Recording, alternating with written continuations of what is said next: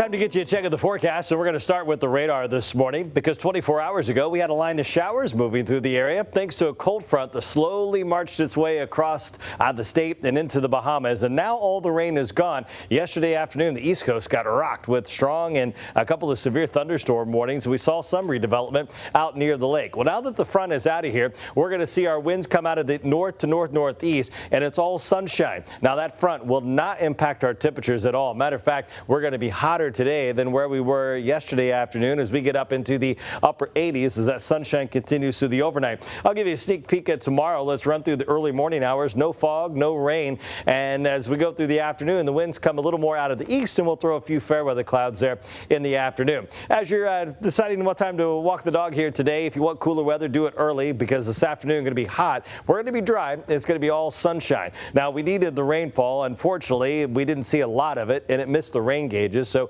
our deficits continued to grow. Almost exactly 3 inches behind for the year in Naples, approaching 3.5 for Fort Myers, and Punta Gorda is now over 4 inches behind here for the year, and that does not include the dry conditions as we wrapped up 2024. Our temperatures this morning are a little bit cooler behind the front. We've got upper 50s with mid to upper 60s there along the coastline, and compared to where we were 24 hours ago, we're down some 5 to 10 degrees. So despite the cooler start this afternoon, our temperature is just going to come roaring up into the upper 80s. The wind is out of the north here early, and we're getting to that time of year where it takes a very powerful front to really impact our temperatures significantly. And that wind, despite being out of the north today, is not going to cool us down. It will continue to gust some 15 to 20 miles per hour throughout the afternoon. So there are your forecast highs, 87 to 89 degrees here, well above our average of 82. And then overnight tonight, we'll get into the upper 50s with some low 60s there on the map. As we look across the rest of the country here,